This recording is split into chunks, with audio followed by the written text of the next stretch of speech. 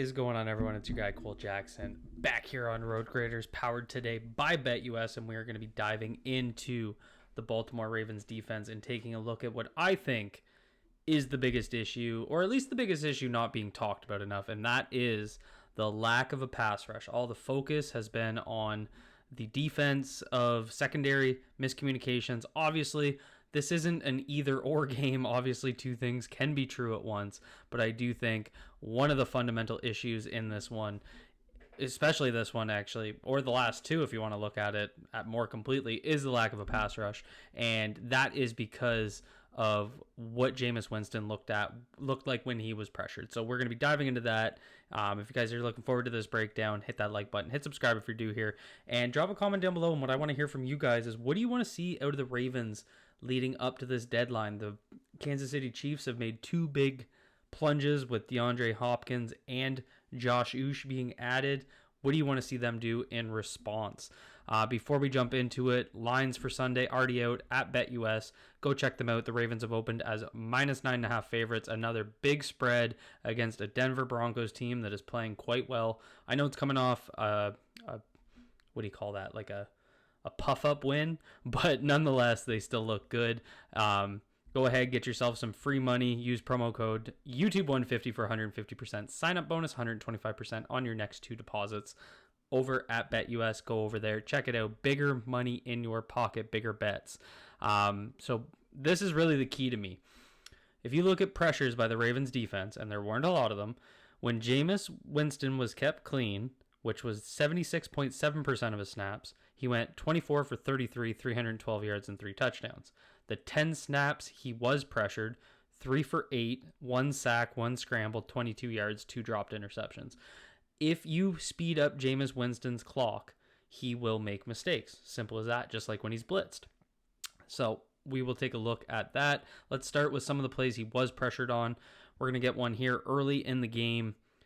The Ravens are going to get some pressure off the left edge there from Kyle Van Noy, and it forces Jameis. This ends up being a completion, but thrown into one of the tightest windows. And you can see KVN getting around the edge there, forcing that ball out. And really what this shows is, as Jameis comes back off play action, he takes a look and he goes to his first read. And that's one of Jameis Winston's biggest things, is when he's pressured, he goes to the read he's on, or he rushes through his progressions to get the ball out. And so here you're going to see it from the other angle, and just watch the work by KVN on the left side against the right tackle, just to get around the edge. See right there, the little hezzy gets around enough to get that ball out, and literally couldn't have been a better catch. But Winston's staring him down the whole time.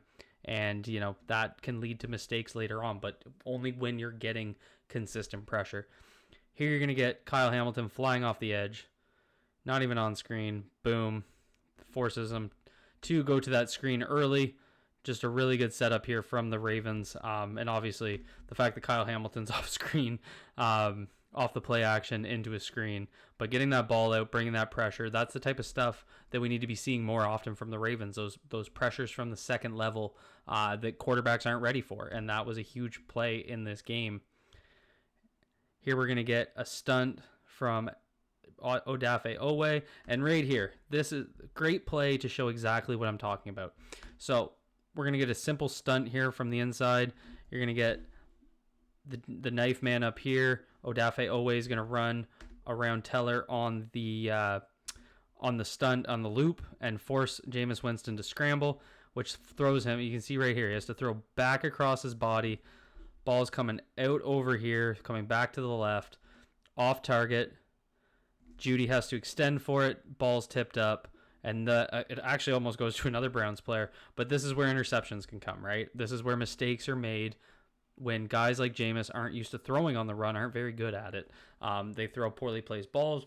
Deflections can happen. Obviously, interceptions can happen. So that's one of the things that I wanted to see more out of the Ravens in this game. And the lack of ability to get pressure, like we're seeing on these few snaps, was a huge concern. Now, here we're going to start. The Ravens are going to mug both A-gaps, and they're going to get Kyle Hamilton wrapping up here. So they're going to bring pretty heavy blitz, and Jameis Winston just doesn't see it. And this is just like, the fact that Jameis didn't see this pre-snap is pretty crazy. So they're basically going to end up with a cover 0 look because they have 1, 2, 3, 4, 5, 6, 7, and those two guys mugging the A gaps, just like we've seen teams do against the Ravens. You're going to get the bailout from Roquan Smith, and that's where the numbers game comes from, right? So they're going to go to the left. They're going to bail out Owe and Roquan. They end up with a 2v1 over here. Kyle Hamilton comes unblocked and right on Jameis Winston's blindside strip sack. So this is the stuff that they did well in the first half. All these plays have been through the first half, and it just didn't happen as often in the second half. Here we're going to get a 4-man rush, and you see another stunt. Jameis running around. And that's one thing about Jameis Winston is when you get that pressure. So again, we're going to get the stunt here. Yannick's going to come through first. He's going to pick on Joel Bitonio, come across. Matabike is going to wrap around DeJuan Jones, force that pressure up.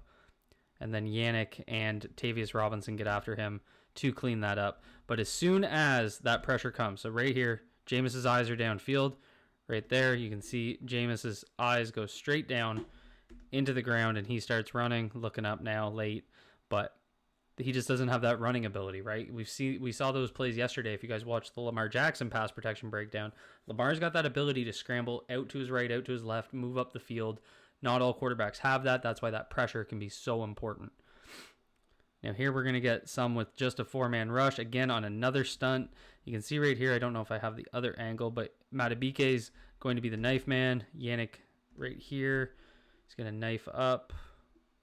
And then Yannick's going to wrap. Interesting, because every time we seem to run a stunt, it works out well. And this is where Jameis is, doing his thing, right? There's that Eddie Jackson dropped interception. And so this is, again, the more you can speed up Jameis Winston, the more you can get him throwing under pressure, he's going to make mistakes like that. And unfortunately, the Ravens in this one just couldn't take advantage of the mistakes made by Jameis Winston.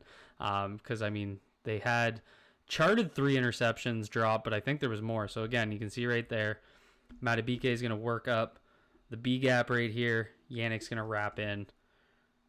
Pretty typical stunt right there. Pickman. And Eddie Jackson just literally in his hands. He's just got to make that catch. And then we get to another play here. And this is going to be the Kyle Hamilton. This should have been the game ender right there. And Kyle Hamilton's going to drop it. So not as much pressure on this, but they are going to bring a simulated blitz. So you see right at the pre-snap look, you see Trent Simpson on your left side. Trent Simpson's going to walk up here late and end up coming, and so is Ardarius Washington. And that's where that pressure comes from. So you got DeJuan Jones kicking out to Owe. Nnamdi Matabike crosses the face of Joel Bitonio, and that creates that free path. Nick Chubb has to come across. And even though the pressure doesn't come, you see Jameis opens reading left. He's going to see Washington come, and he goes back to his right to throw that check down crossing route.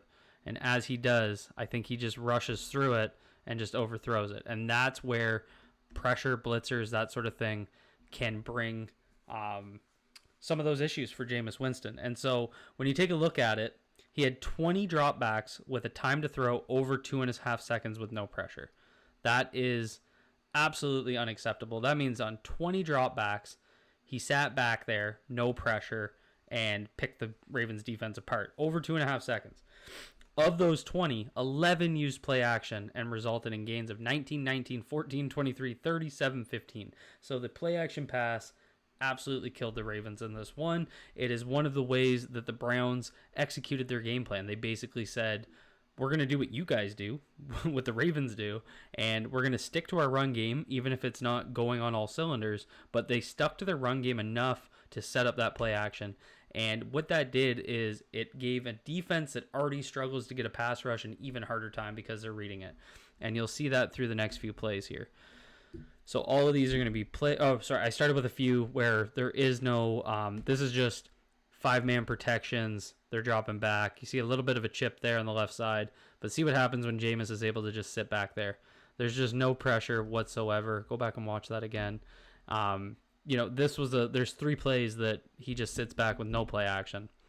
And you can see right there all day, clean his pocket and just finds a guy in that soft middle of the defense, an area that the teams have attacked over and over and over again, but no pass rush. And that's the fundamental issue. Again, Another drop back here. Look at that pocket. There's no one even close to Jameis Winston. Just an easy pocket, and he's able to get it out to Elijah Moore there. Now we get to a third one. There again, out in a little bit of a trips look to the left, and then there's that touchdown strike. This one, honestly, just a fast TTT.